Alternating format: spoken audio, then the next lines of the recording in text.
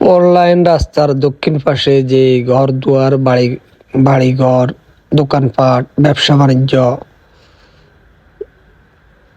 যাই আছে এগুলা সব নিয়ে সবাই সবার জায়গায় আছে। দু একটা ঘর খালি করে দেওয়া হয়েছে।